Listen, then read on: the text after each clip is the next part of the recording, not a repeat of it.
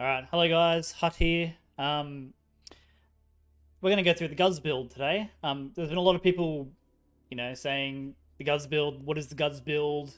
Why Aussie's so good at playing Rus?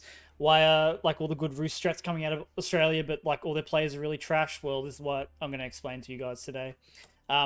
Guz build is basically a Rus build where you get wheelbarrow in Dark Age, and then you transition to broadaxe from the lumber camp really quickly. So your wood income is basically insane. With wheelbarrow and the wooden fortress, Rus can get 18 wood per drop off.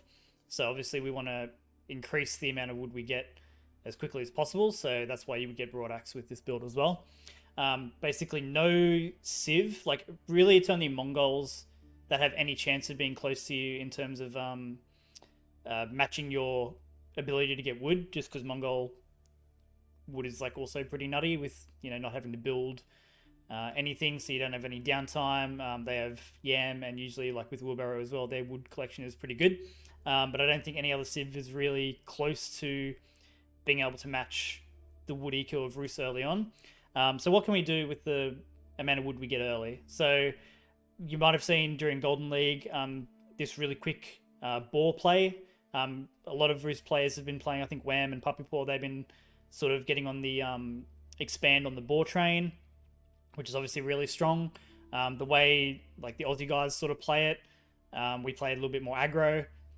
We basically think this build is a free win versus Abbasid. Any sort of greed or expand build you should basically crush. Just basically down to execution at that point. Like you just really can't outmass a Rus player doing this build, and usually if you're being greedy to try and get a leg up, like Abbasid will generally want to play 2TC versus Rus, you give up the boars basically. So Rus can get on the boars, they have insane food income as well, and you're just not going to beat them on wood, so their archer all in becomes very strong. They have early knights, so they force out spears, which is then completely useless versus the archer follow up. They have multiple scouts in their opener as well. Usually Rus will open with 3 scouts, which means they'll be able to see exactly what you're doing, so it's very difficult to sort of hide. The only thing you can really do, I think, versus it, if the Rus player's not paying attention, is like mass horsemen. That's really the only thing, because if you don't want to add spears if you don't have to. Obviously, as soon as the Rus player would see stables, you just add 2 barracks, and then horsemen is completely worthless because like they don't have enough oomph to like get anything done in fights. Like they're going to be one shot almost by the pure amount of archers you can actually afford, and then the spears just sort of completely ruin the math of the fight for them.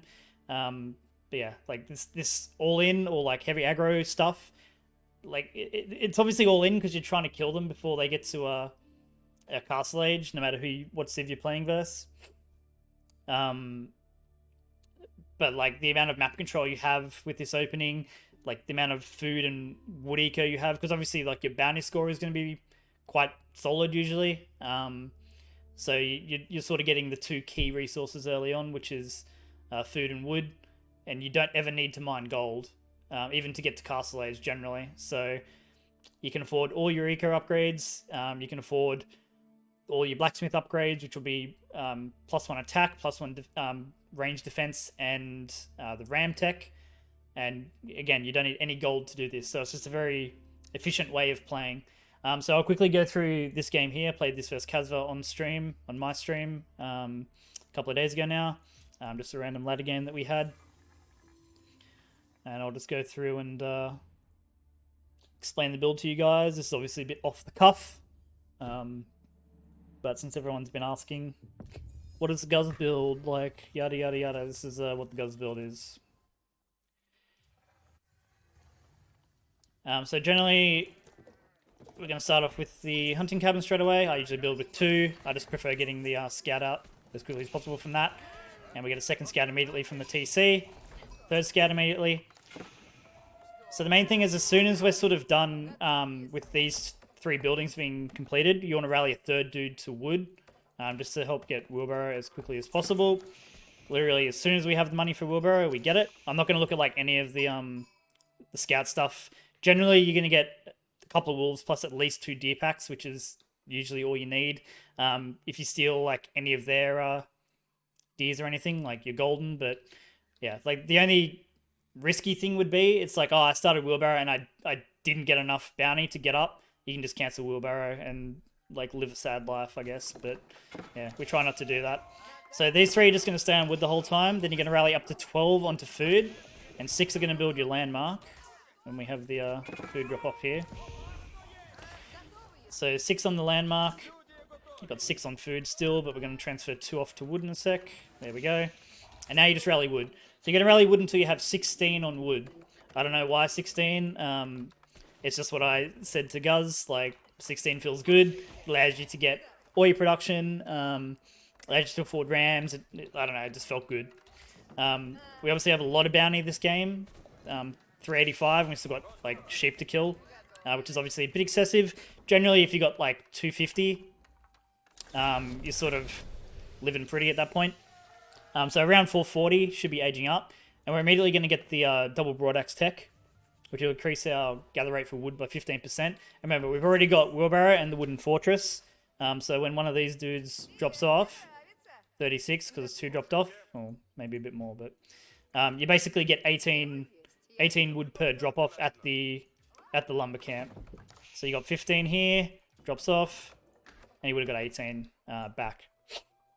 So we're just all about trying to maximize the amount of wood we get to play aggression or to take the boards with fortresses as quickly as possible.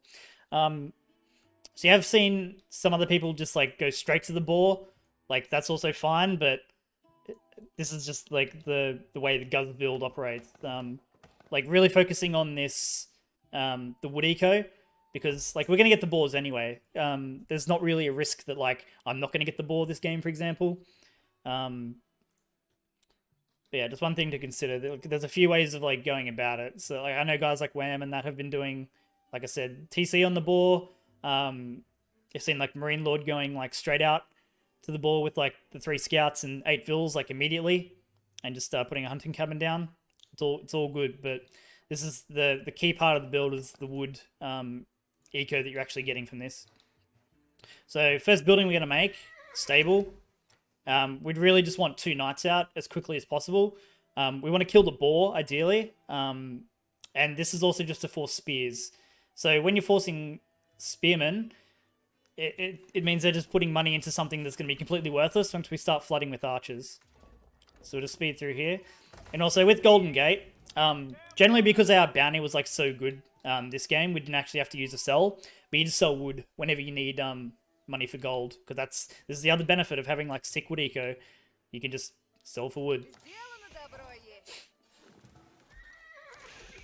So obviously we're scouting around, seeing what he's doing. We see Kazu is expanding, which is what you would expect. So as soon as we have the first knight out, we go to one of the boars, and we're basically going to want to transfer food vills as quickly as possible over to that. So whenever we are ready, probably a little bit late, could have done it like obviously a little bit earlier, but we just want to focus getting our production up. Now it doesn't really matter like what sort of production you start with. I think this is a bit overzealous, to be honest, because like obviously I have a bunch of vills just like walking on the map, so I can't really afford 3 range worth of stuff at the moment. Generally, I'd say just open 2 range and add your blacksmith and just start working on your upgrades, and then you can add either your 3rd and 4th range. I would say definitely 3 range, and then 4th is sort of dependent. Depending on what you scout. Again, like this is the benefit of being Rus with your multiple scouts that you open with. You can always like, you're going to see what they're doing a lot of the time. So like obviously we're at 555 bounty, which is like insane obviously. And because I see him opening archers, like I don't even make a fortress down here. Like if it was something like horseman or like I saw camel archer maybe, like yeah I would make the fortress, but like we can just be greedy and skip it. So now we're up to 16 on our wood already.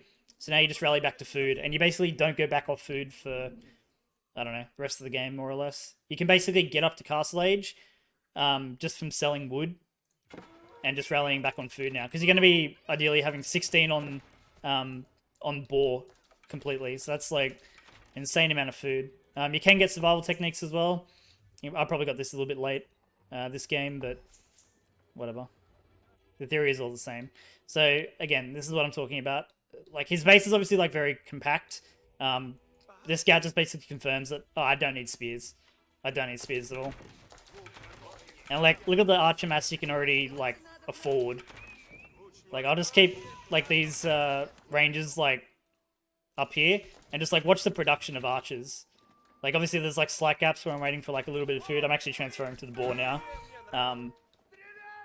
But like, this is what it should look like. Just 4, 4, 4, 4, 4, 4. The whole time. And this will never stop until, one, you need to afford a ram, which usually, like, you can just use Golden Gate. Like, I have 4 buys at the Golden Gate right now. So this means I can, like, quickly get, like, a ram or 2 out if I need it. I can switch into barracks quicker.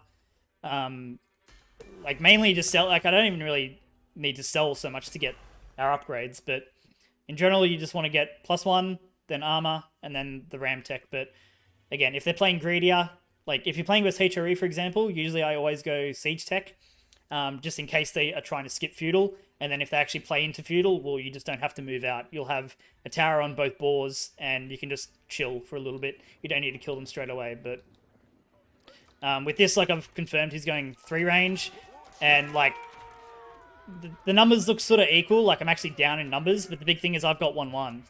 So, like, any fight here is, like, really good for me. And the other thing is, like, as soon as you get Abbasid or, like, any Civ with this build, if you get them off wood, like, they just die. Because, like, they can't ever contest you in archer numbers.